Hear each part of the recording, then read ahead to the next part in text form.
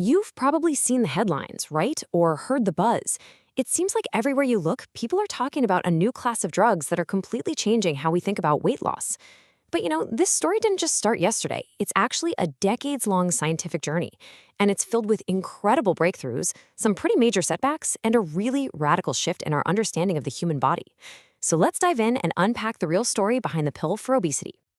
First things first, to get why this is such a massive deal, you have to understand the sheer scale of the problem. That number right there, 650 million. That's the estimated number of adults around the world living with obesity. It is a global health issue. And for the longest time, the tools we had to treat it were, well, they were pretty limited and honestly often very risky. And here's the crucial point we have to start with. Science now sees obesity not as some kind of moral failing or a simple lack of willpower, but as a complex disease. It's all regulated by this intricate web of hormones and brain signals that are constantly trying to keep your body in a state of balance, what scientists call homeostasis. Getting this definition is so important because it completely reframes the entire search for a treatment. So, with that in mind, what were the first attempts to actually treat it? Well, the earliest drugs were basically a direct assault on the brain's appetite command center. This was the era of, you could say, hacking the brain. The strategy was pretty straightforward. Use chemicals to just flip the hunger switch to off. The classic example here is phentermine, a stimulant that was approved way back in 1959. It works by jacking up the levels of chemicals like norepinephrine in the brain. You can think of it as an adrenaline-like signal that basically tells your body, hey, you're not hungry. It worked, for sure. But this kind of brute force approach came with some serious baggage. And this timeline really shows you what a high-stakes game this was. You had the infamous fen-phen combo, which was yanked off the market in 1997 after it was linked to really serious heart valve damage.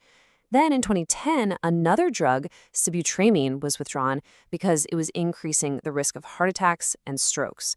The message was coming through loud and clear. Hacking the brain is a dangerous business.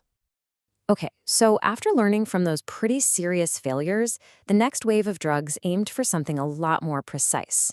The new goal was to get all the appetite-suppressing benefits without the life-threatening side effects. And this is where the science gets really cool. You can see the evolution right here. The old drug, fenfluramine, was like a master key. It just unlocked a whole bunch of serotonin receptors all over the body, including one called 5-HT2B, which is on your heart cells. That's what caused the damage. The new drug, lorcaserin, was totally different. It was like a precision-engineered key designed to fit only one specific lock, the 5-HT2C receptor, which is found almost exclusively in the brain's appetite centers. Brilliant, right?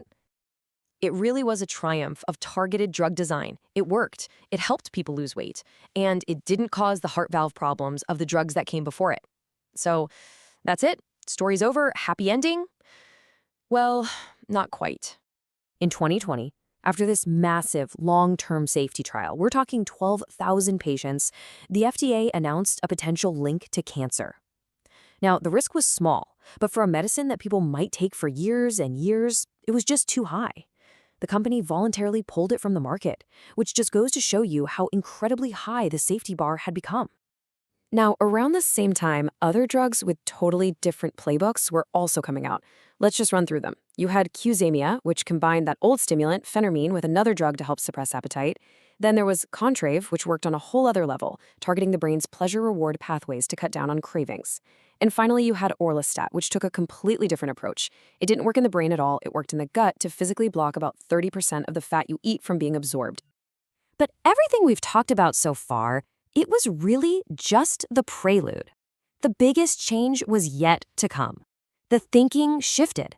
Instead of trying to hack the brain with synthetic signals, what if we could just amplify the body's own natural signals? This idea sparked the gut hormone revolution. And that brings us to the drugs you're hearing about constantly today, the GLP-1 agonists. Their mechanism is, well, it's pretty elegant. They work by mimicking a hormone that your gut naturally releases after you eat. And this does a few really powerful things all at once. It slows down your stomach so you feel full for longer. It sends a direct, hey, I'm full signal up to your brain. And as a really nice bonus, it helps regulate blood sugar.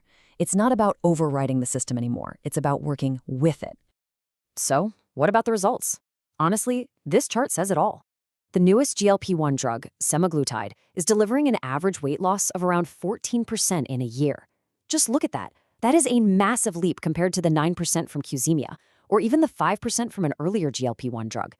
This wasn't just a small step forward, this was a total game changer. So we've got this incredibly powerful new tool. What does the path forward actually look like? Because as you can imagine, this kind of medical breakthrough creates just as many new questions as it answers. Yeah, these drugs are definitely not a simple fix. There are some major hurdles we still need to figure out. For one, they are incredibly expensive, and getting insurance to cover them is a huge issue. We still need more long-term safety data. There's the problem of people often regaining the weight if they stop the medication, and we have to tackle the huge challenge of making sure everyone who needs them can actually get them, not just those who can afford it. But the future is also unbelievably exciting. We're actually starting to see the dawn of personalized obesity medicine. For instance, there are new drugs like setmelanotide that are specifically designed to treat severe obesity caused by very specific, very rare genetic mutations. This isn't just treating a condition anymore, it's treating an individual's unique biology. Which, of course, leaves us with the really big question. We've come all this way, from these blunt force brain hacks to precision-guided gut hormones. We finally have tools that treat obesity like the complex, chronic disease that it is. The journey has been so long and difficult. But are we finally at that turning point? The point where a global health crisis can actually become a manageable condition? Well, only time will tell.